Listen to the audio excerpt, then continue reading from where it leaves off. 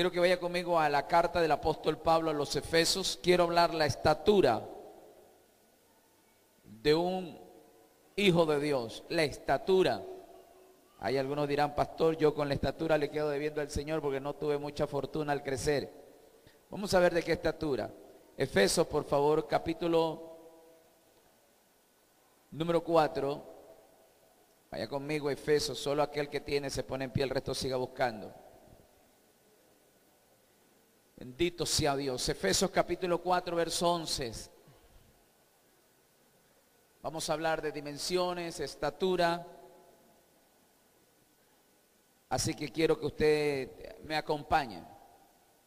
Capítulo 4, ¿tienen todos?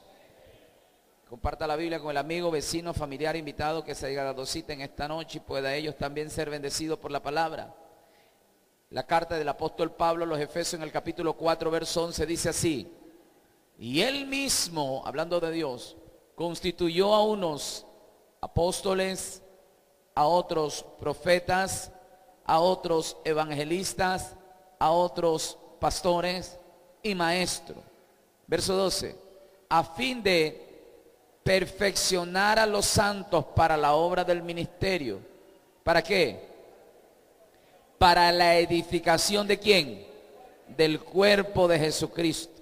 Hasta que todos lleguemos, número 1, a la unidad de la fe. Número 2, al conocimiento del Hijo de Dios.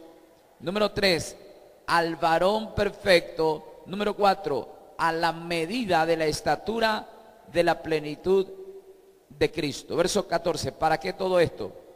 Para que ya no seamos, ¿qué dice? Niños fluctuantes, llevando por donde quiera de todo viento de doctrina y por estratagema de hombre, y para engañar emplean con astucia la artimaña del error, sino que siguiendo la verdad en amor, crezcamos todos en aquel que es cabeza, esto es Cristo. Padre, en el nombre de Jesús, gracias en esta hora te damos. Eterno y soberano Dios, anhelamos profundamente una palabra que bendiga todo nuestro ser.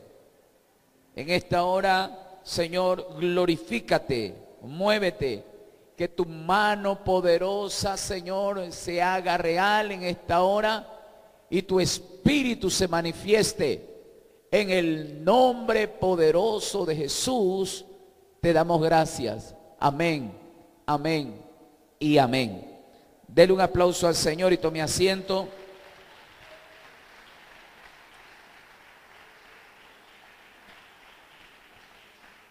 La estatura de un hijo de Dios. Y cuando estamos hablando de estatura, lo primero que se nos viene a la idea es medidas, niveles, ¿verdad? Y la Biblia dice que todos tenemos que llegar a la estatura del varón perfecto que es Jesucristo. Si bien es cierto, histórica y teológicamente afirman que Jesús llegó a tener una estatura de 1,80 m. Y uno dirá, pero pastor, ¿y dónde quedan los que medimos unos 60, unos 65, unos 50, unos 70? Entonces no tenemos la estatura del varón perfecto. Estamos como quien dice, incompleto.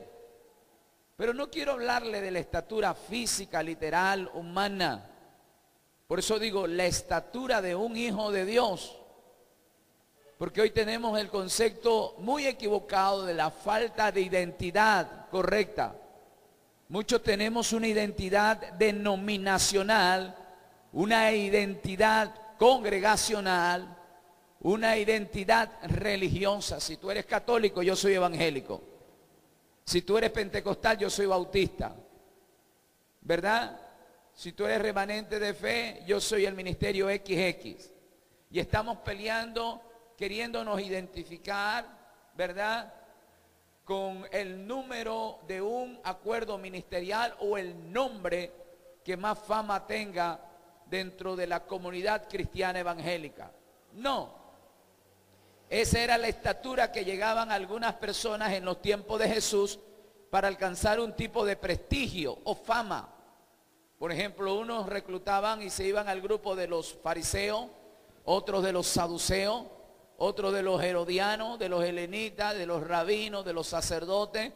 Y eso obviamente querían alcanzar un prestigio, una altura, ¿verdad?, denominacional. Pero llegó un día, luego de la muerte y resurrección de Cristo, que la iglesia se comenzó a multiplicar. Y el grupo que comenzaron a identificarse, a la diferencia de los demás, dijeron, estos no son fariseos, saduceos. ¿Quiénes son? Y unos dijeron, ellos son cristianos. ¿Por qué? Porque vienen de Cristo.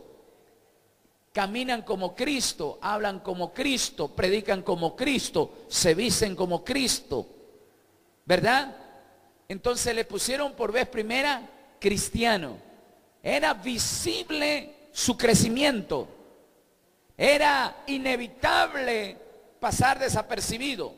Hicieron presencia, se dieron a conocer a la diferencia de los demás, sin amalgamar o adaptar ciertas posturas de los demás. Imitaron a Cristo en su totalidad. Por eso es que lo denominaron cristianos. Pero la Biblia dice que la verdadera identidad es ser un hijo de Dios. Porque la Biblia dice en el Evangelio de Juan que a los suyos vino, pero los suyos no le recibieron. Mas a todo aquel que le recibió, le dio poder, le dio potestad, le dio legalidad de ser hecho, ¿qué? Cristianos, evangélicos, pentecostales, hijos de Dios. Pregunto yo, ¿qué es usted? ¿Qué es usted? ¿Verdad? Somos hijos de Dios. Pero entonces, ¿por qué no podemos pelear que mi religión tiene la verdad? ¿Por qué no ponemos a pelear que mi iglesia es la mejor? Esa no es tu identidad. A veces se ponen a pelear con los católicos. Se ponen a pelear con los unos y con los otros. ¿Por qué? Porque dicen, no es que yo, los cristianos, los evangélicos tenemos la verdad. Cristo tiene la verdad. Él dijo, yo soy el camino, la verdad y la vida. Y si usted tiene a Cristo, tiene la verdad. Y la verdad no la defiende, la verdad se defiende por sí sola. Necesitamos ser iluminados y quiero hablarle de ese crecimiento. Usted dirá, pero pastor, entonces los católicos no hay que pelear con ellos. No, la Biblia dice que hay que traerlos a la luz, ¿verdad? No caer en tinieblas ni en provocaciones. Evangélicos dándose de golpe con los católicos. Católicos que no quieren saber nada de los evangélicos. Y las religiones matan, dividen, destruyen. Al nombre de una religión, ¿verdad? Secuestraron 2 aviones, destruyeron 2 torres en Estados Unidos y murieron miles de personas. A nombre de una religión, de un Dios, se ponen una mochila con explosivos y mueren decenas y centenas de personas. Al nombre de una religión. Y la Biblia dice, Juan 10:10, el que vino a matar y a robar y a destruir es Satanás. Dios nunca destruye, Dios construye. Dios nunca divide, Él siempre suma y multiplica. Entonces, cuando hablamos de estatura, la Biblia dice que el gobierno de Dios se establece para este tiempo. Si en el tiempo antiguo el gobierno de Dios se estableció a través de un monarca, a través de los 12, ¿verdad?, ancianos, 12 príncipes o las 12 tribus de Israel, en el reino de los cielos funciona diferente, ¿verdad? Jesús, ¿a cuántos discípulos llamó? A 12. Y dijo, el reino de los cielos entre vosotros. Por eso que Apocalipsis capítulo 4, ve Juan, dice, a 24 ancianos con unas coronas, postrados ante el rey, ante el Señor. ¿Por qué 24? Porque 12 eran del gobierno del Antiguo Testamento y 12 del gobierno del Nuevo Testamento. Y los 12 ancianos tenían corona. Y corona significa gobierno, reino.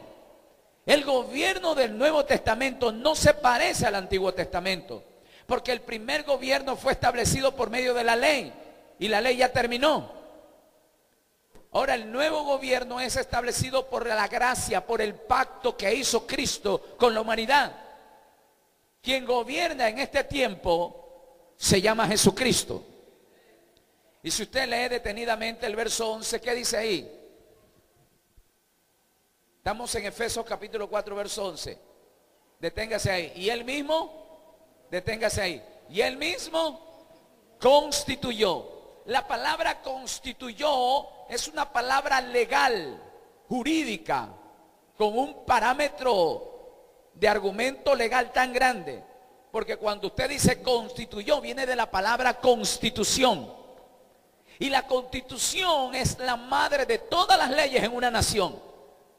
De la constitución se derivan las leyes. Si no existiera constitución, no existiera, ¿verdad?, un Estado. El Estado es en sí por la constitución. Por eso que cuando es posesionado un presidente, jura por la constitución. Por la constitución es delegado. Por medio de la constitución emiten, aleluya, todo tipo de gobiernos locales, seccionales, jurídicos y políticos. Entonces la constitución de la tierra no se parece a la constitución del cielo. Si los hombres tienen una constitución, Dios tiene una constitución. La constitución de los hombres es democrática, porque cada 4 o 5 años se tiene que elegir un nuevo presidente. Pero en el cielo también hay una constitución, pero esa constitución no es democrática, sino teocrática, monárquica. Allá no manda el pueblo, allá manda Dios. Entonces Dios hace conocer que Él tiene una constitución. Y la constitución no es que los hombres levantan a los hombres, sino que Dios levanta a los hombres.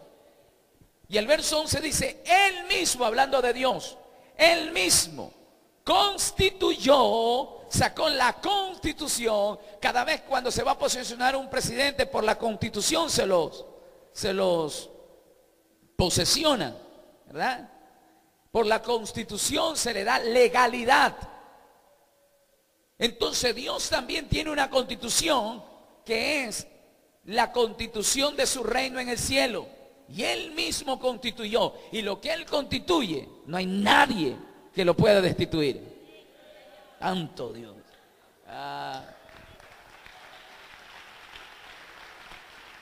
Si Él te constituyó un hijo de Dios, aunque el diablo se revuelque, tú eres un hijo de Dios. Aunque los hombres no quieran reconocer que tú eres un hijo de Dios, no me interesa. Porque las constituciones de la tierra no te pueden reconocer, pero la constitución del cielo sí te lo reconoce. Y lo que reconoce el hombre no reconoce a Dios, y lo que Dios reconoce los hombres no reconocen. Pero Dios le plació a ustedes constituirlo como una nación santa, un real sacerdocio, un linaje puro delante de Dios. Diga conmigo, yo soy un hijo de Dios. Siéntase orgulloso. Cuando venga alguien y quiera menospreciarlo por la plata que tenga, no se avergüence, ni se sienta mal, ni le agache la cabeza. Yo soy hijo de Dios. Yo soy hijo de un Dios que es dueño del oro y de la plata. Un Dios que es dueño del universo.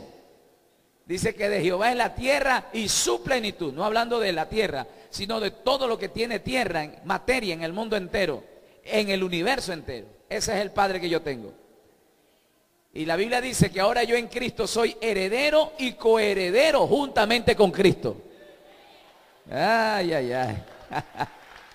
Pues yo soy un hijo de Dios, usted es un hijo de Dios.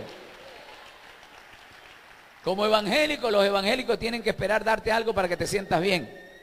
Pero como hijo de Dios, Él mismo te constituyó. La Biblia dice que en el cielo Él está preparando una morada para ti. Tal vez acá en la tierra no tengas ni siquiera el seguro social, ni el banco del Estado, ni los bancos privados te quieran financiar una casa.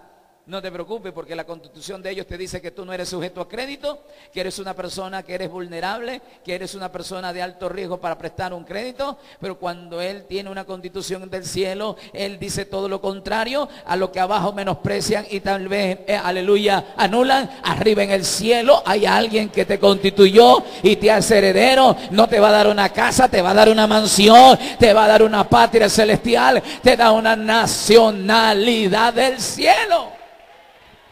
Ok. Dice que Él mismo constituyó a unos, no a todos, a uno, porque muchos son los escogidos. Muchos son los llamados, pero pocos los escogidos. A unos llamó apóstoles, profetas, evangelistas, pastores y maestros. Lo hemos escuchado por mucha ocasión, pero hoy lo que estamos viendo son 5 ministerios. Diga conmigo, 5 ministerios. O sea, solamente ¿cuántos ministerios hay? Pero los hombres se han inventado mucho. Son 5 los ministerios. Los otros son funciones administrativas dentro de una iglesia, ¿verdad? Hay otro que dice, yo tengo el ministerio de la danza. ¿Dónde está ese ministerio en la Biblia? Yo tengo el ministerio de echar demonios. ¿Quién te ha dicho que eso es un ministerio? Se he escuchado mucha gente que dice así, ¿no? Yo tengo el ministerio de echar demonios y hablar en lengua. ¿Dónde dice que eso es un ministerio? ¿Verdad? Yo tengo el ministerio de levantar las ofrendas. ¿Quién te ha dicho que eso es un ministerio? Eso no son ministerios. Son funciones específicas delegadas de una iglesia para poder desarrollar, ¿verdad?, la estructura de una congregación. Unos son dones, otros son funciones que se desarrollan bajo autoridad delegada. Pero hay que entender que ¿cuántos ministerios hay? ¿Y para qué sirven estos 5 ministerios? Leamos qué dice el verso 12. A fin de perfeccionar a quienes. A ver, más allá de ser un hijo de Dios, tu segunda identidad es ser santo. Porque hay hijos de Dios. Unos son los espirituales y otros son los carnales. Unos son hijos de luz y otros son hijos de tiniebla. Pero la labor de los 5 ministerios es producir santificación en la vida de un creyente. Porque Cristo justifica, pero el Espíritu santifica. Y son 2 cosas muy diferentes que el creyente tiene que experimentar. Hay muchos creyentes que vienen a la iglesia y son salvos porque el Señor los salvó, pero se quedaron ahí. Y el segundo proceso de tu crecimiento es la santificación. Y es allá donde a algunos no les gusta. Y la palabra santificación, pastor, ¿qué significa? Es separado de Dios, separado para Dios. ¿Qué es una santificación? Es proceso de limpieza o de desmalgamiento, ¿verdad? De todo tipo de impureza natural que irrumpe mi comunión con Dios. El que tomaba ya no toma, se está santificando. El que insultaba ya no insulta, se está santificando. El que andaba, ¿verdad?, en cosas negativas, ahora no lo hace. ¿Qué está haciendo? Se está santificando. ¿Por qué? Porque me estoy separando. ¿Para quién? Entonces la santificación es un nuevo estilo de vida. Porque en la santificación a lo bueno es bueno y lo malo es malo. Pero cuando uno no está en esos procesos de santificación, a lo bueno uno le llama malo y a lo malo le llaman bueno. La pregunta en esta hora sería, ¿cuántos de ustedes cuántos quieren crecer en el Señor? Toca a 2 personas, dile, tenemos que santificarnos. Ajá. Si vas al estadio ahora como cristiano, ya no lo vayas. Porque vas a exaltar, vas a hacer un culto a 11 personas, a gritar, a venerarlo, a gritar, hasta que te ponga autógrafo en la espalda. Pero al culto no quieres venir. Me voy acá. Hay gente que ve un partido y hasta afónicos se quedan, pero cuando se les dice que alaben a Dios, ni abren la mandíbula. Pero si quieren gritar los goles de su equipo. Usted ha sido justificado, pero no ha sido santificado. Aquí no se mueve, es más tieso, parece una momia, pero cuando le ponen una cumbia de esas cristianas, cuando le ponen esa salsa cristiana, ya comienza a electrocutarse. Usted no ha sido santificado. ¿Cuánto quieren de ustedes crecer? Diga conmigo, tenemos que santificarnos. Verso 12, ¿qué dice? A fin de perfeccionar a los santos. ¿Qué más dice ahí? A fin de perfeccionar a los santos. La perfección de los santos, se utiliza la palabra perfección. Lo contrario a perfección, imperfecto. Algo que no tiene forma, algo que está totalmente deformado. ¿Para qué sirven los ministerios? Para darle forma. Te voy a dar un ejemplo. Yo cuando hablaba en ocasiones pasadas sobre la mujer que estaba atada por 18 años, ¿se acuerda? La mujer encorvada, Lucas capítulo 13, verso 11 en adelante, dice que había allí una mujer que desde hace 18 años tenía espíritu de enfermedad y andaba encorvada y de ninguna manera se podía enderezar. Dice que cuando Jesús la vio, la llamó y le dijo, mujer, eres libre de su enfermedad. Ministración invisible. Está soltando una palabra y nadie está viendo nada porque la mujer sigue encorvada. Pero luego la llamó, dice que puso las manos, no dice sus manos, sino las manos, sus 5 ministerios. ¿Y cuál fue la función de las manos? Enderezarla. Si estaba torcida, la enderezó. Entonces quiere decir que una parte la va a hacer Cristo y otra parte la van a hacer los 5 dedos, que son las manos de Dios, los 5 ministerios. Porque vemos gente dentro de una iglesia que a veces el pastor le dice, pero hazlo. No, pero hazlo. Ah, pero solo a mí, solo a mí. No, lo que pasa es que se te está enderezando. Si estabas torcido y dirás, ah, no, como el chavo dice, solo a mí, solo a mí, solo a mí. No, es que sobre ti está el proceso de la perfección. Uno perfecciona lo que está imperfecto. Aquí me pueden dar la razón los albañiles, ¿no? Hay trabajos que dejan mal y lo contratan no para construir, sino para perfeccionar algo que dejaron dañado, ¿verdad? La pared la dejaron chueca, con una medida totalmente diferente. Entonces el contrato es perfeccionar, dejarlo a plomo, a medida, la escuadra, ¿verdad? Que tenga todo el nivel correcto. Eso es perfeccionar. Poner la plomada. Los ministros cumplimos esa función. Aunque a muchos no le agraden los pastores ni los predicadores y les caigan mal, usted no sabe que Dios los levantó, no para que te agraden, no para que te guste, sino para que Dios pueda perfeccionar tu vida y poder alcanzar la estatura. Porque todo es bonito hasta que se te meten con tu Barcelona. El pastor predica bonito hasta que se mete con MLE. ¿Se acuerda cuando Dios manda a Samuel a que le hable a Saúl y le dice, vete y mata a todos los emelecistas? ¿O era amalecita? Ah, mire cómo se enojan los emelecistas. Entonces, hay gente que cuando les toca algo se enojan y no quieren venir a la iglesia. Entonces lo que Dios está haciendo, ¿qué cosa? Perfeccionando, ¿verdad?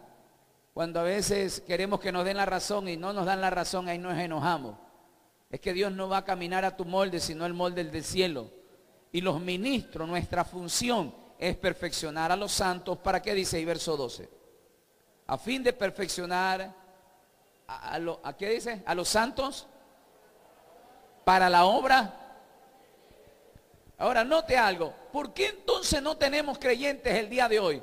¿Por qué no tenemos hijos de Dios que están sirviendo dentro de una congregación? ¿Por qué es que no son útiles en una congregación? Eso es sinónimo que no están creciendo. Porque los 5 ministerios a los santos se les tiene que perfeccionar. ¿Para qué? Para que ellos trabajen en una obra, para que obren, para que puedan trabajar, para que sean útiles en el reino. Hay gente que tiene muchos años en el reino, muchos años en el Señor y no sirven para nada. Tú le hablas y parece que no tuvieran vacunado. Se ponen molestos, se enojan, se enfadan. ¿Por qué? Porque todavía no están perfeccionados. Entonces la labor nuestra, y usted lo debe de saber, y algunos que tienen muchos años saben acá, nuestra labor es que todos ustedes puedan servir. Pero antes de servir, tienen que primeramente ser justificados, santificado, perfeccionando a los santos. La palabra santo significa santificación, separado para Dios. Nadie puede ser usado por Dios si primeramente no ha sido justificado y aún no ha sido santificado y aún no se ha perfeccionado. ¿Me está escuchando, hermanito? Que a veces hay gente que de pronto se los quiere perfeccionar en la iglesia y le dice, bueno, vamos a formar, me vas a limpiar la iglesia. ¿Cuánto hay? Para que me pinte las grades, yo cobro por metro, $25 el metro de pintura. Tú no estás perfeccionado. No, pastores, que todo obrero es digno de su salario. Sí, pero cuando se refiere a algo que particularmente puede sacar una ventaja de un trabajo, pero si es la obra del Señor. Yo preguntaría en esta noche, ¿cuántos de ustedes tuvo que pagar algo para ser salvo? ¿Cuántos de ustedes tuvieron que pagar para que su nombre esté escrito en el libro de la vida? ¿Cuántos de ustedes tuvieron que pagar algo para que el Señor esté construyendo una morada en el cielo? ¿Pero por qué no dicen nada? Porque tenemos hermanitos, a mí si me pagan yo limpio la iglesia. ¿Al baño? No, hermano. A mí me pagan $30 el día y yo trabajo en la obra del Señor. A ti te falta perfeccionar tu fe. La Biblia dice que tenemos que dar gracia de lo que gracia hemos recibido. Entonces, ¿por qué no ha crecido la iglesia? ¿Por qué no trabaja? ¿Por qué no es fructífera? ¿Por qué no se multiplica, sino que cada vez se divide? Porque tenemos un mal concepto del crecimiento. Crecimiento creemos que es el que más ora. Yo conozco gente que ora, pero son unos demonios en sus casas. Yo conozco gente que habla en lengua, pero son bien mentirosos. Y creemos que crecimiento se relaciona con los dones. ¡Qué silencio! No es que él predica bonito, pero no vive lo que predica. No es que él canta bonito, pero si ni siquiera aplica lo que él canta. No, esto no se trata, amado, de buscar una posición por la perfección de lo que yo hago, sino porque yo he sido procesado, he sido justificado, santificado, perfeccionado, y puedo saber que yo soy un hijo de Dios, que estoy apto para servir. Yo no puedo poner a servir gente que todavía es carnal, divisionista, contencioso, malcriado, resabiado, altivo, soberbio, presuncioso, vanidoso, infatuo. No podemos poner, ¿por qué? Porque primeramente hay que formarlo, hay que perfeccionarlo, aunque a usted le duela, aunque diga es injusto el pastor. No, lo que es justo Dios, que para poder usarte tenía... ¿Habrá alguien acá que pueda dar un mejor amén? La Biblia dice, hablando proverbio, un hombre sabio, ¿verdad? Dice, con la hornaza con el oro y el crisol con la plata, así Jehová prueba los corazones. El crisol y la hornaza son dos calderas de alta capacidad para derretir metales. Imagínense usted, el oro cuando se lo saca de las entrañas de la tierra viene amalgamado de todo tipo de impureza, ¿verdad? Para que el oro pueda salir en su esplendor se lo metían en altas temperaturas de fuego. Se derretía la impureza y quedaba el oro en esencia. Y de ahí venía el joyero y le daba medida y lo ponía en la joyería. El proceso es lento y doloroso, pero el producto es excelencia. Dice, de la misma manera Jehová trabaja los corazones. Los saca de la tierra del pecado, del mundo, del lodo del pecador. Los mete en procesos de calor para desprender toda la impureza. Luego lo agarra el alfarero o el artífice y comienza a dar medida y luego lo pone en exhibición y dice, wow, qué líder, wow, qué ministerio, wow, qué ministro. Oh, bendito sea Dios por ese hombre y esa mujer de Dios. Sí, pero usted no sabe cómo ha sido procesado. Todos nos enamoramos del producto terminado, pero nadie nos enamoramos de cómo fue formado. Qué silencio, amado.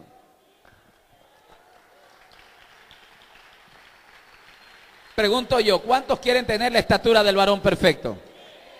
Número 1, tenemos que ser justificados. Número 2, tenemos que ser santificados. Número 3, tenemos que ser perfeccionados.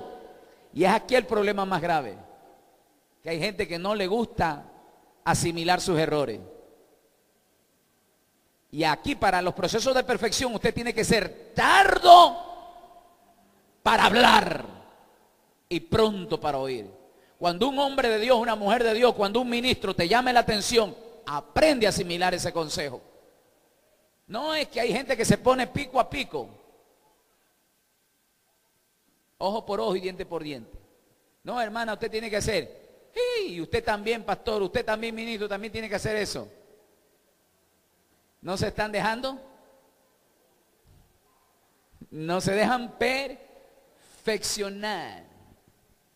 Jesús le dijo a Pedro, Pedro, es necesario que yo muera. Maestro, cállese, que aquí el que tiene que morir soy yo. Pedro, cállate, yo tengo que morir por vosotros. Mi vida daré por ti. Pedro, tengo que morir. Ah, caramba, me tengo que morir. Mira, tú no te estás dejando moldear. El gallo te va a decir que todavía tú estás carnal. 3 veces te va a gritar en el oído que eres un carnal todavía. Vas a ver, maestro, que te equivocaste. Ahora que lo están cogiendo prisionero, saca la espada y comienza a volar oreja. Vaya viendo, maestro, que yo sí soy de palabra.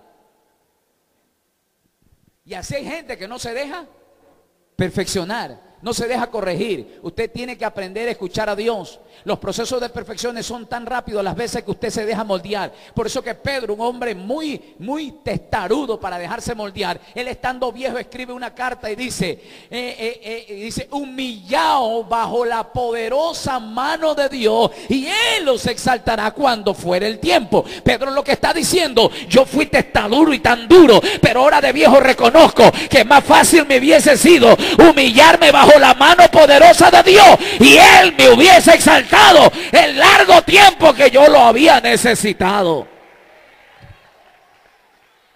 Pedro ya reconoce, ya estando viejo, arrugado. Pero más fácil le sale a usted reconocer ahora que Dios quiere formarlo, lo quiere perfeccionar. Por eso es que a veces dentro de las peticiones que tú le pides a Dios, le dices, ay Señor, lo que yo te pido tú no me das, y lo que yo no quiero tú me das. Es que no es lo que tú quieres. Yo te pido un novio de esos que salen en Calle 7, en Vamos con Todo. ¿Cómo es que se llaman esos programas?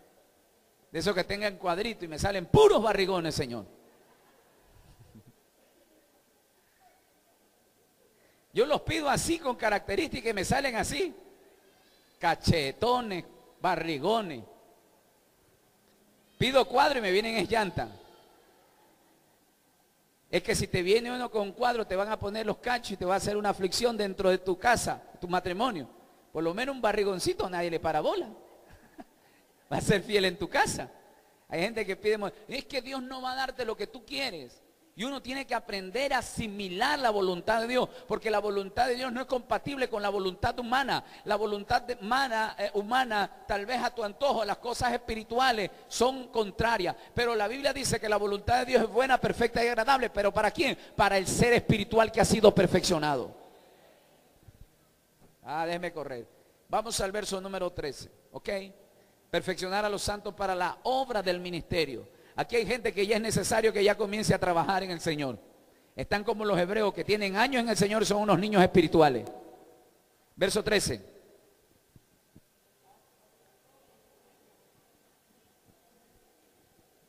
Perdón, verso 12, todavía no termino. A fin de perfeccionar a los santos para la obra de ministerio. ¿Para qué cosa? Entonces, ahora recuerde, ¿para qué Dios te quiere perfeccionar? Para edificar, ser un edificador, no un destructor. Que tus palabras salgan para edificar. Nunca cuestione, nunca critique, nunca seas un contradictor, como lo dijo Judas en el verso 11. Hay de los que siguieron el camino de Caín, se lanzaron por el lucro y el error de Balaam y siguieron las contradicciones de Coré. ¿Quién era Coré? Un contradictor. Todo lo que decía Moisés lo criticaba. Nunca estuvo de acuerdo.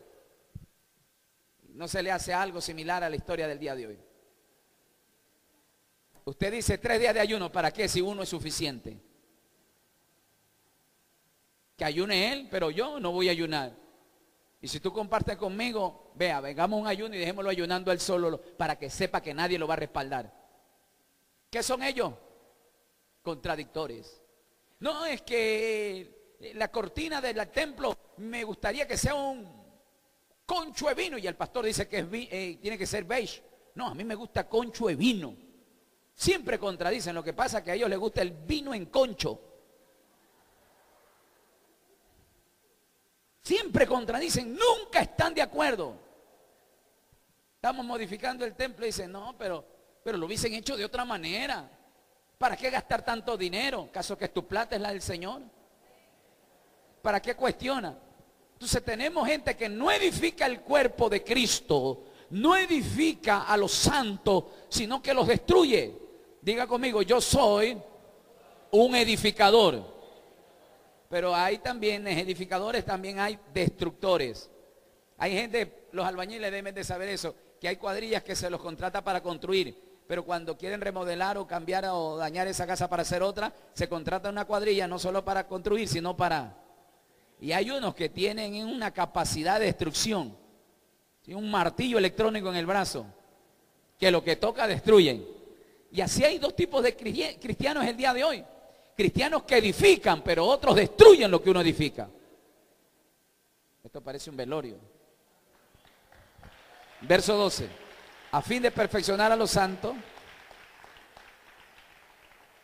Para la obra del ministerio. ¿Y para qué más? ¿Edificación de quién?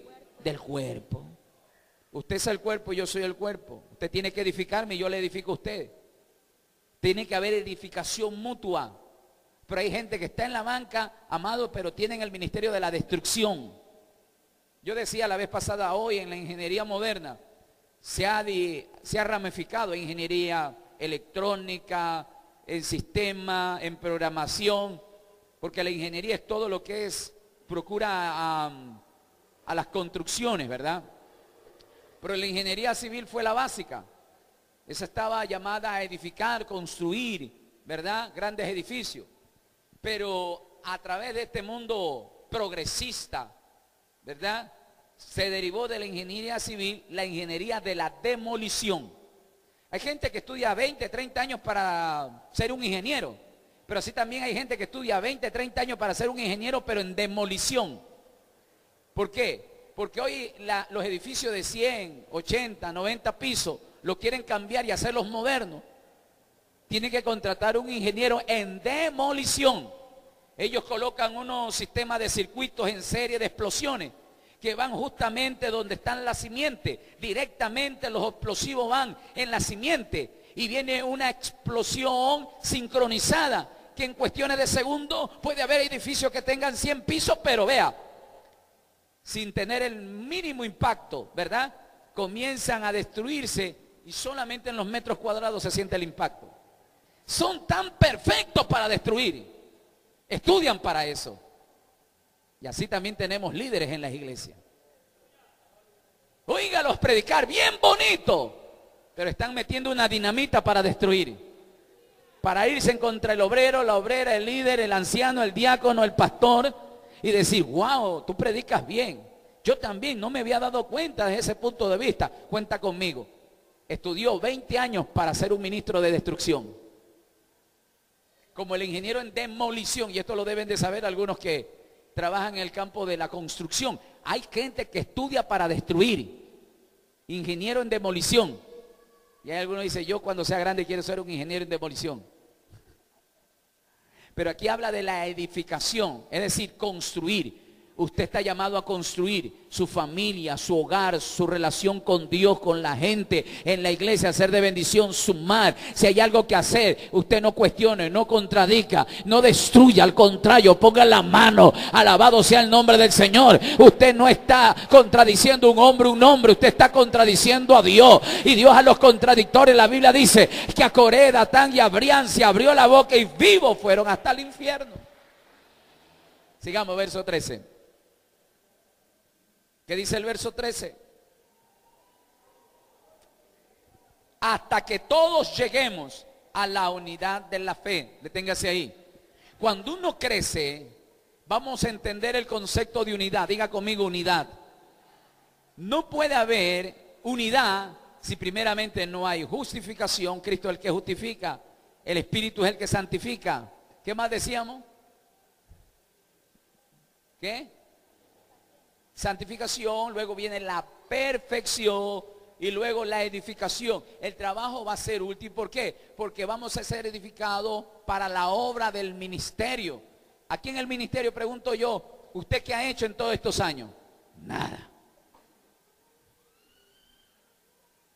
No, pastores, que a mí no me han dicho nada, pero las veces que se hace un llamado, ¿quiénes quieren servir en la escuela dominical? ¿Quién quiere servir en el departamento evangelístico? ¿Quién quiere el ministerio de la oración? No, yo quiero ir al ministerio de la farándula cristiana, donde estén los chismes. Ahí quiero estar yo. Pero hay tantas oportunidades para servir y nadie lo quiere hacer. Se llama evangelizar y nadie quiere venir a evangelizar. Se llama predicar y nadie quiere predicar. Se llama asear la iglesia y nadie. Se llama construir y nadie lo quiere hacer. Pero invítelos a una comida para murmurar de lo que están haciendo en la iglesia. Cuenta conmigo, ahí estoy yo. Verso 13, ¿qué dice ahí? Hasta todo llegar, perdón, ¿qué dice ahí? Hasta todo lleguemos. Diga conmigo, unidad. O sea, ¿en qué yo tengo que edificar? ¿En qué es lo que yo tengo que trabajar? ¿En la qué? En la unidad. Número 2, ¿qué más dice ahí?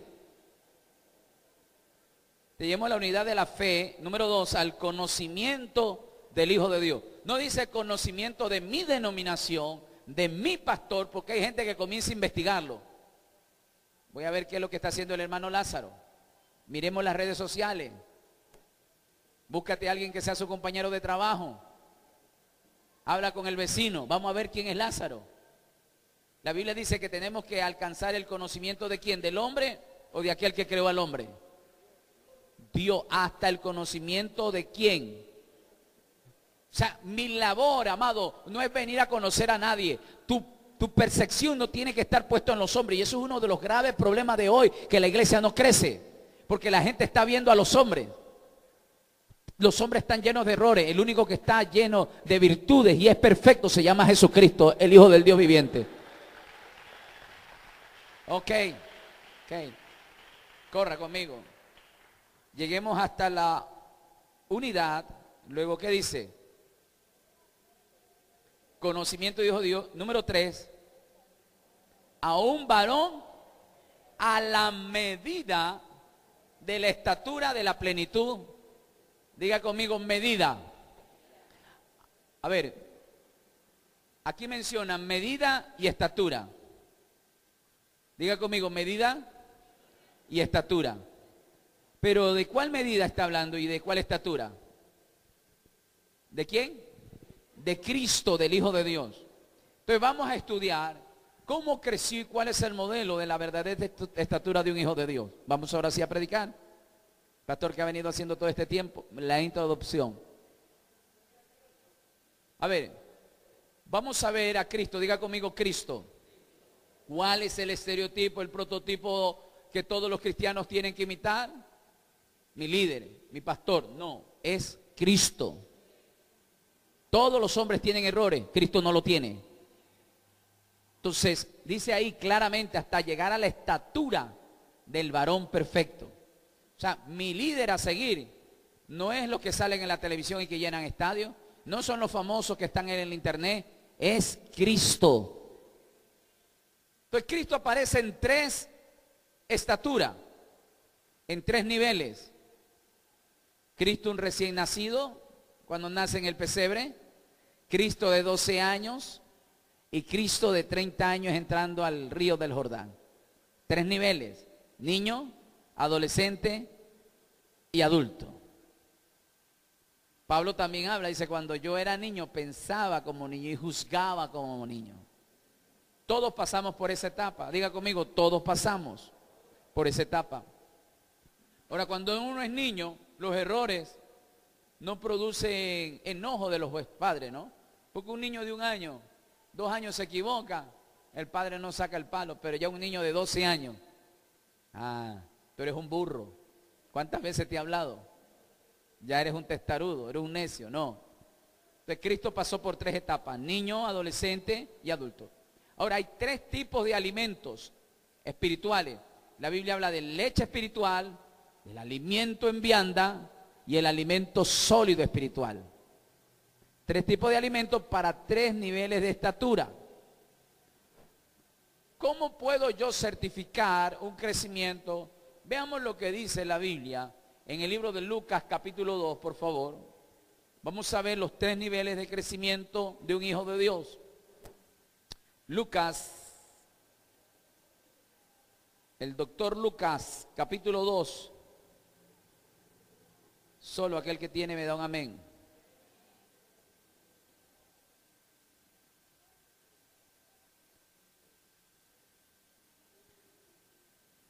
Verso 40, ¿alguien encontró? Y el niño, diga conmigo, crecía. ¿Cuál niño es este? Jesús. Dice que todos tenemos que llegar a la estatura del varón perfecto, que es Cristo. Y este comenzó siendo niño, pero este niño, ¿qué hacía? Este niño, ¿qué hacía? Pero los niños de los hebreos que seguían a Cristo, ellos no crecían. Ellos querían todavía tener, ¿verdad?, pañales y que le den mamila. Así se llama, ¿no? O el biberón. Esos hermanitos que todavía hay que cortarle el ombligo, el cordón umbilical. 40 años en el evangelio y todavía tienen papitis y mamitis. Sigamos, verso 40. Y el niño, ¿qué dice? Número 1. Número 2, se fortalecía. Y número 3, se llenaba de sabiduría. ¿Y qué más? Su crecimiento se basaba en 3 cosas. Dice que crecía, ¿qué dice? Léalo, ¿qué dice ahí? ¿Crecía el niño en qué? El niño crecía o sea, crecía en una estatura. Todos estamos llamados a crecer, pastor, ni con medicina crezco. Pero yo no estoy hablando de ese crecimiento, estoy hablando de un crecimiento espiritual, de un hijo de Dios. Hay gente que puede medir 1,50, pero en el Señor tienen 2 metros. Y hay gente que tiene 2 metros, pero en el Señor tienen 50 centímetros. Y hay que cambiarle los pañales. Estoy acá, dígame amén. Porque el crecimiento, ¿qué indica? Diga conmigo, madurez. Ahora dice que este niño crecía. Número 1, ¿qué dice?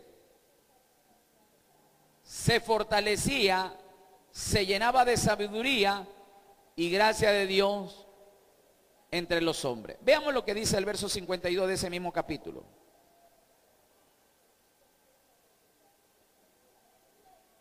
Y Jesús crecía en sabiduría. ¿Qué más? En estatura. ¿Y qué más?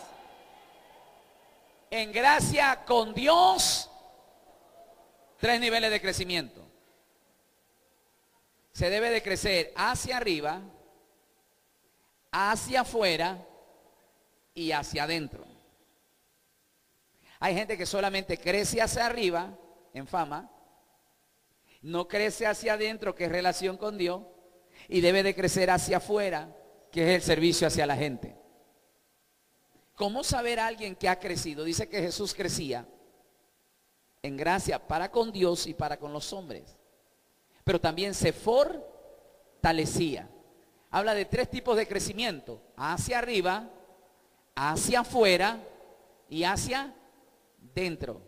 Hay gente que le gusta servir hacia afuera, pero ha descuidado lo que aquí hay dentro hay. Porque hay gente que le dice, tienes que orar, pero ellos ya no están orando. Qué silencio. No sé si me hice explicar, ¿no? 3 tipos de crecimiento. Dice llegar hasta la estatura del varón perfecto, pero dice que Jesús crecía, habla de crecimiento, en gracia para con Dios y con los hombres, pero también se llenaba de sabiduría y se fortalecía. 3 tipos de crecimiento: hacia arriba, hacia afuera y hacia adentro. Crecimiento hacia arriba, tener relación con Dios. Crecimiento hacia adentro, tener una comunión en sinceridad. Cuando usted no esté en la capacidad, no sea hipócrita, no finja ser espiritual cuando no lo es. Me voy acá.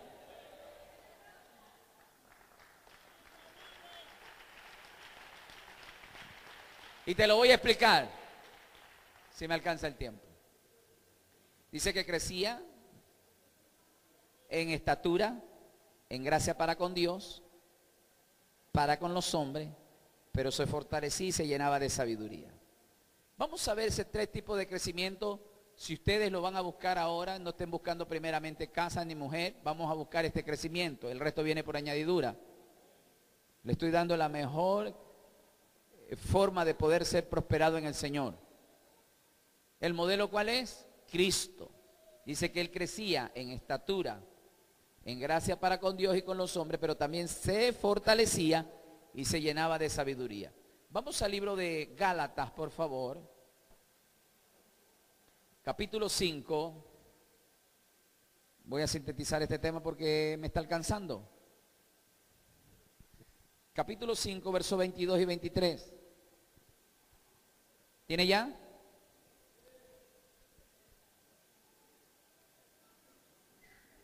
Mas el fruto del Espíritu, número 1, es amor, gozo, paz. Los primeros 3. Número 2, los segundos 3. O la segunda fase. Paciencia, benignidad, bondad. La tercera fase.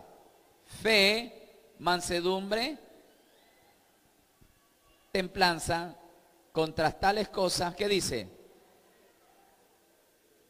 La ley de la estatura física no tiene nada que ver con esta ley. Porque esto es lo que va a marcar mi estatura hacia arriba, hacia afuera y hacia adentro. ¿Cómo tú has estado creciendo? Solamente hacia arriba. Si has crecido hacia arriba, creces hacia adentro y eso se evidencia hacia afuera. Porque entonces no tenemos gente que sirve afuera porque no ha crecido hacia arriba ni tampoco ha crecido aquí adentro. Silencio.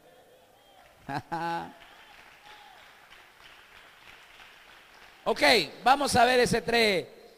¿Cómo es crecer hacia arriba? ¿Cómo es crecer hacia adentro? ¿Y cómo es crecer hacia afuera? 3 tipos de crecimiento, 3 tipos de estatura. ¿Cómo poder ser útil y obrar en el Señor para edificación? Bregando en la unidad y en el conocimiento del Señor. Pablo lo habla que eso lo evidencia el fruto, no los frutos, sino el fruto del Espíritu. Número 1, ¿qué dice el verso que hemos dado lectura? Verso 22. Amor, gozo y paz. Esos son los 3 fundamentales. Amor, gozo y paz. Eso es crecer hacia arriba. Arriba está Dios. Y el primer y gran mandamiento es amar a Dios con todo tu corazón. ¿Cómo es que yo estoy creciendo hacia Dios, verdad? En relación con Dios. Porque Dios es amor. Yo no puedo decir que amo a la gente cuando yo no amo a Dios. ¿Cómo puedo decir que amo a Dios que no lo veo y a la gente que veo pretendo decir que lo amo? Estoy acá, dígame amén. O sea, los 3 primeros te evidencian que tienes un crecimiento en el Señor. Amor. Número 2, gozo. El gozo no me lo relaciona a la gente, sino el que tiene, porque el gozo del Señor es mi fortaleza. La alegría no depende de las cosas en la tierra, la alegría depende de lo que Dios está haciendo aquí adentro. Mi gozo entonces, ¿dónde debe de estar puesto? En el Señor. No, es que yo tengo gozo, pastor, cuando mi esposo me lleva a comer allá las parrilladas. Pero cuando me lleva a comer esa tripita ahí de la paisana de la esquina, no. Perdone si alguien se siente agraviado, ¿no? Pero hay gente que pone su gozo en las cosas materiales y literales. El verdadero gozo está aquí adentro en el Señor. Por eso que Santiago dice, gozaos cuando os encontréis en diversas pruebas. ¿Cómo uno se va a gozar en las pruebas? Hay que estar loco. Me botan del trabajo y tengo que gozarme. Me enfermo y tengo que gozarme. Porque la enfermedad ni el trabajo produce el gozo de lo que Cristo está generando en mi corazón. Porque si me botaron de ese trabajo hay un gozo interno que eso me da a entender que ese trabajo no me daba el tiempo y me pagaban poco. Y por eso Dios me sacó, porque Dios tiene preparado otro mejor trabajo donde me va... ¡Aleluya! Cuando Job está pasando por una prueba, él responde con gozo y alegría. Jehová Dios me dio y Jehová Dios me quitó. Pero sea el nombre de Jehová bendito para siempre. Él lo que está haciendo es alabar a Dios. Sacó tiempo para alabar a Dios en medio de su crisis. Se le están muriendo sus hijos y sus hijas. Se le está yendo toda la empresa abajo y está glorificando a Dios. Porque el gozo, dice, estaba puesto en él. Si Dios es el que me dio, yo no tenía nada si yo vine desnudo de allá arriba. Desnudo me tengo que ir. Él fue el que me dio, Él fue el que me quitó. Pero nada de eso me va a robar la gloria a aquel que se la merece. Así que mi gozo está allá arriba. Ustedes están gozosos hasta cuando le robaron la moto, el carro. Contento cuando le regalaron un carro. Danzaban y hablaban en lengua, pero cuando le robaron el carro, maldecían y hasta decían, ¿para qué soy cristiano? Número 1, amar a Dios. Número 2, gozo. Y número 3, paz. Mi paz os dejo, mi paz os doy. La paz no viene de los hombres, viene de Dios. Para crecer yo en el Señor hacia arriba, debo de tener amor, gozo y paz. Y el diablo quiere certificar si verdaderamente estás creciendo para arriba. Te va a probar en el amor porque te va a mandar gente que te va a odiar. Va a tocar hasta tu familia, tus vecinos, compañeros de trabajo, hermanos de la iglesia. Y uno dice, ya Señor, ya no aguanto. Ya, pues, métale un poquito de freno. El diablo se ha ensañado en contra de ti para saber si que realmente estás creciendo hacia arriba. Si eres falso o verdadero. Si tienes o no amor. Si tienes o no gozo. Que 5 veces en la semana te pusieron a lavar el baño. Ya, pues, ¿hasta cuándo? Todavía no tiene gozo. Hágalo con alegría. Hágalo como para el Señor. Y número 3, paz. Sienta paz. Porque la paz que ofrece Cristo es la verdadera. La paz significa tener estabilidad emocional. La paz significa estar tranquilo. Oye, ¿cómo es que tú estás tranquilo si estás pasando por ese problema? Es que yo tengo la paz de Dios. Todo el Señor lo tiene en control. Eso es tener paz. Eso es tener seguridad. Tengo a Dios y estoy creciendo para arriba. Número 2. Primero, crecer hacia arriba. ¿Cuál es la evidencia? Tener amor, gozo y paz. Segundo nivel de crecimiento. ¿Qué más dice ahí? Paciencia, benignidad y bondad. Diga conmigo, crecimiento hacia afuera. Y mi crecimiento hacia afuera, ¿hacia dónde debe de ir? Hacia el prójimo. ¿Con quién tengo que tener con el prójimo? Tengo que tener paciencia. ¿Qué más tengo que tener con el prójimo? ¿Qué más tengo que tener con el prójimo? Bondad. Son 3 cosas. Que esas 3 cosas marcan el crecimiento hacia fuera. ¿Qué yo debo de tener con la gente en la iglesia? Yo no tenía canas. Usted dice, es que este hijo mío me está sacando canas verdes. Yo nunca he visto canas verdes. ¿Usted ha visto canas verdes? Solamente cuando ya se le gasta el tinte, ¿no? Ahí salen las canas verdes. Pero ¿con quién tiene que tener paciencia? ¿Con usted mismo? No. Es con la gente. Usted tiene paciencia con su esposo, con su esposa, con sus hijos, ¿verdad? Con el vecino, con su jefe, con sus compañeros. La paciencia es hacia afuera. Ahora usted entienda cuando usted le dice, Señor, dame paciencia. Te va a poner gente ahí, como aguijón. Porque la paciencia está aquí adentro, tiene que salir hacia afuera. Ay, Señor, yo te pido paciencia y mira lo que me manda. El jefe me dijo que me iba a pagar, ahora dice que me paga el mes que viene. Tú me estás pidiendo paciencia. Esto parece un velorio.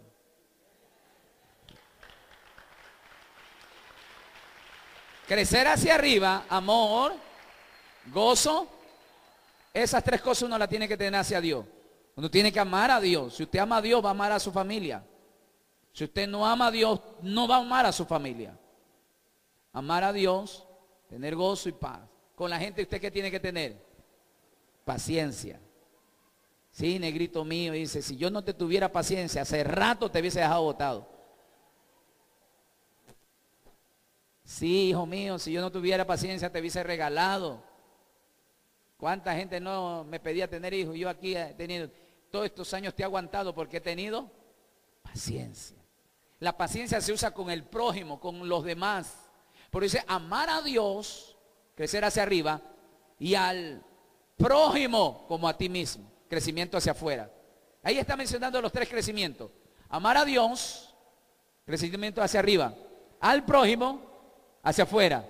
Como a ti mismo, crecimiento hacia adentro. El crecimiento de un cristiano se basa en 3 niveles. Hacia arriba, hacia afuera y hacia adentro. Ay, pastor, yo no he sabido porque ni en las 3 he crecido todavía. Ni arriba, ni afuera y peor adentro. Esa es la verdadera estatura del varón perfecto. Sigamos. No voy a extenderme en esto porque si no se me va a acabar el tiempo. ¿Qué más dice ahí? Fe, mansedumbre y templanza. Esas tres cosas, ¿hacia dónde usted la utilizaría? ¿Hacia afuera? ¿Hacia arriba? Hacia dentro. Tres cosas. Número uno, fe. Yo tengo que tener fe. La fe no la tiene que tener Dios ni el prójimo. La fe la tengo que tener yo. Porque la fe va a desatar milagro. La fe va a desatar el favor de Dios. La fe va a desatar mi adoración hacia Dios.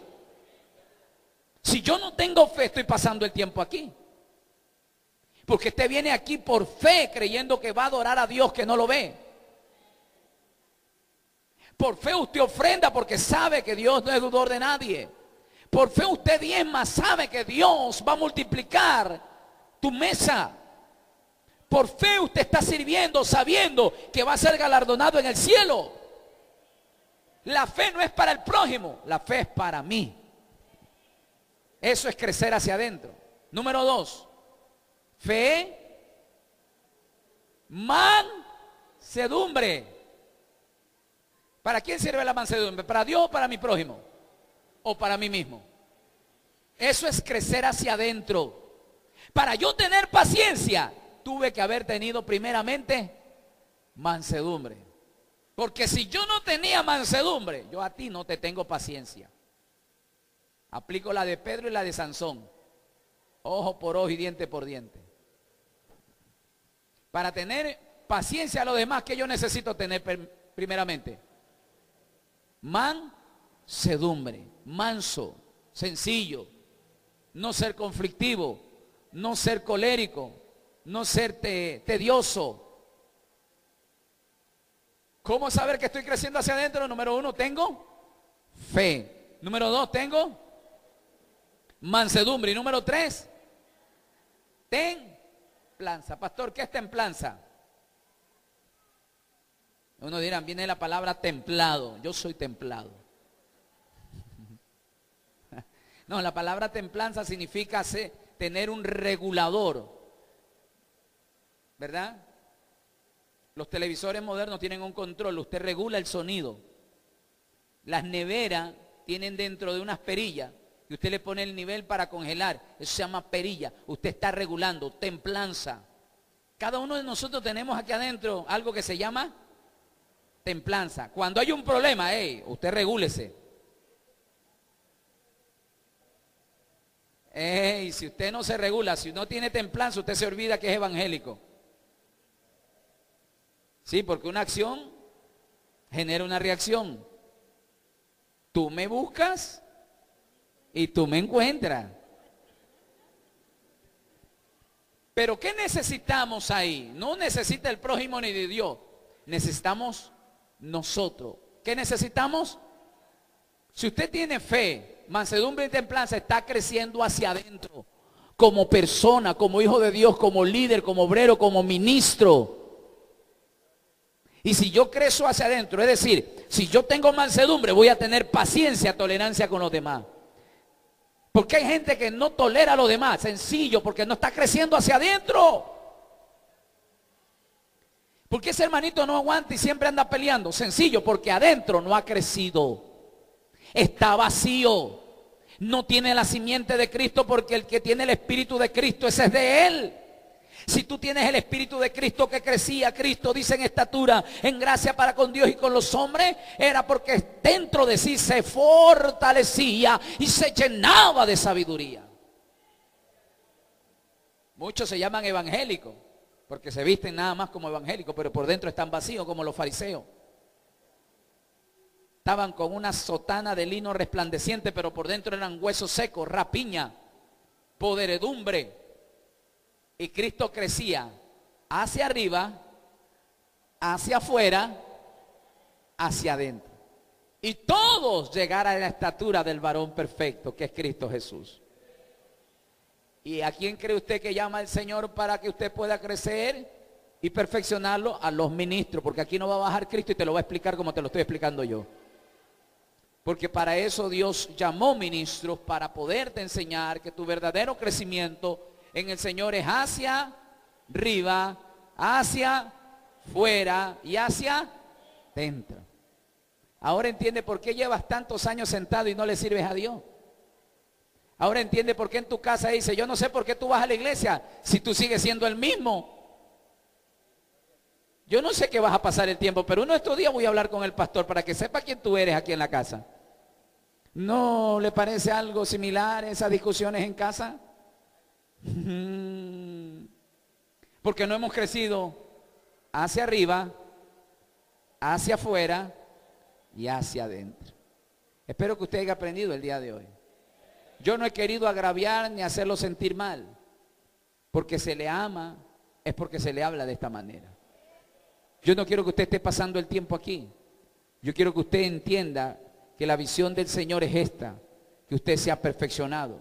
Primero, sea justificado, santificado, perfeccionado y que pueda lograr alcanzar la estatura del varón perfecto para que usted pueda ser un edificador y perfeccione el cuerpo de Cristo. Mi anhelo profundo es verlo todos ustedes sirviendo a Dios en efectividad, siendo de bendición y de admiración para muchos. Porque la Biblia dice que la fama de Jesús se difundió sobre toda la tierra, porque Cristo crecía hacia arriba, hacia afuera, hacia adentro. Ese es el secreto del crecimiento. No es comprar pastillas para crecer. No es jugar básquet para que se te estiren los brazos. Es crecer hacia arriba, hacia afuera y hacia adentro. Porque Cristo crecía en estatura para con Dios, para con los hombres. Se llenaba de sabiduría y se fortalecía. ¿Cuánto hemos aprendido?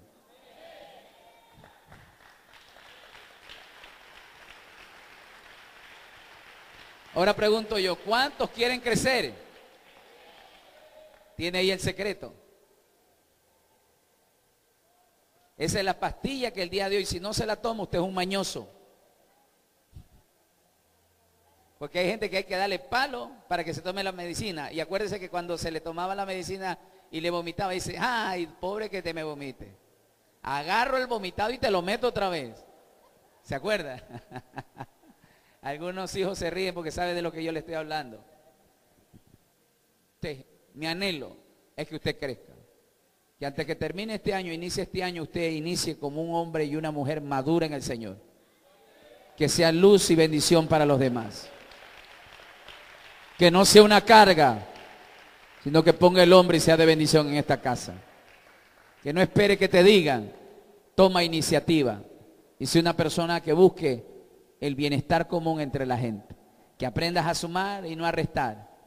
No a traer problemas, sino a solucionar los problemas. Porque ya tú estás creciendo hacia arriba, hacia afuera y hacia adentro. Nos ponemos de pie.